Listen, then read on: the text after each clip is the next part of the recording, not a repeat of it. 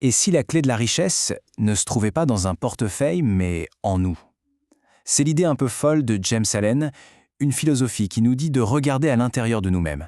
Et c'est justement ça qu'on va creuser ensemble. Alors la question est simple, mais elle change tout. D'où vient vraiment la richesse? Est-ce que c'est juste une question de chiffres sur un compte en banque, ou est-ce que ça prend racine bien plus profondément? Ça remet en question toute notre idée de la réussite.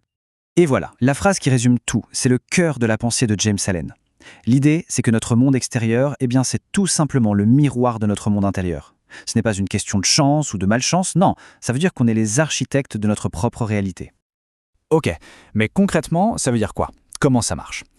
La première étape, c'est un changement de perspective. Il faut arrêter de voir la richesse comme un but à atteindre, mais plutôt comme une conséquence, la suite logique d'un certain état d'esprit. Regardez ce contraste. D'un côté, la vision classique, celle qu'on connaît tous, la richesse, c'est l'argent, les biens matériels, et de l'autre, la vision de James Allen. Et là, on change complètement de monde. On parle d'ordre mental, de force de caractère, de paix intérieure, et même de service aux autres. La différence, elle n'est pas juste grande, elle est fondamentale. Pour bien faire comprendre ça, James Allen utilise une métaphore, mais une métaphore vraiment puissante que tout le monde peut saisir. Il nous dit d'imaginer que notre esprit est un jardin. C'est simple, mais c'est profond. L'esprit est comme une terre incroyablement fertile. Et nos pensées, ce sont les graines. On en plante tous les jours, tout le temps, parfois sans même s'en rendre compte. Et ça nous amène à la question essentielle. Qu'est-ce qu'on est en train de semer au juste? Est-ce qu'on plante des graines d'abondance, la confiance, la gratitude, une vision claire?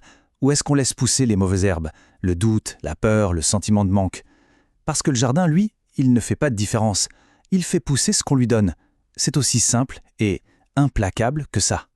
Alors, pour bien s'occuper de ce jardin, il faut un outil. Et l'outil principal, selon Hélène, c'est l'ordre mental. C'est quoi?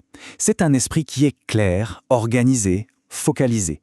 Un esprit comme ça, c'est un véritable aimant à opportunité, à richesse. Au contraire, un esprit confus, chaotique, il ne peut attirer que le chaos. Mais attention, avoir de bonnes graines, ça ne fait pas tout. Il faut aussi que la terre soit bonne. Et cette terre, c'est notre caractère. Pour James Allen, c'est la fondation même de toute réussite durable. Sans un caractère solide, tout s'écroule. C'est comme construire un château sur du sable. Et ce caractère, il repose sur 3 piliers. Le premier, c'est la discipline intérieure, cette capacité à maîtriser ses pensées, ses impulsions. Le deuxième, c'est la force morale, l'honnêteté, l'intégrité.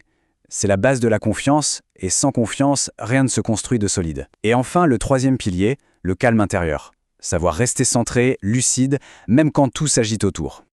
L'histoire de cet homme d'affaires, c'est l'exemple parfait. Tout en haut, il avait la confiance, la vision, et puis petit à petit, l'arrogance, la peur, la négligence s'installent. Et son empire s'effondre. Pourquoi? Parce que son monde intérieur s'était effondré avant. Il a tout reconstruit, oui, mais seulement après avoir travaillé sur lui-même, sur sa discipline, son humilité. Et cette fois, sa réussite était bien plus solide. Tout ça nous amène à la dernière étape du raisonnement. Parce que, pour James Allen, la richesse, ce n'est pas juste une affaire personnelle. Non, ça va bien au-delà. Il y a un but plus élevé. La question se pose alors, une fois qu'on a atteint une certaine abondance, on en fait quoi? Est-ce que le but du jeu, c'est juste d'empiler, ou est-ce que cette richesse a une autre mission, peut-être plus noble? Et là, on touche au principe ultime de l'abondance durable. Le secret, c'est d'inverser la logique habituelle. Donner de la valeur avant de chercher à en recevoir.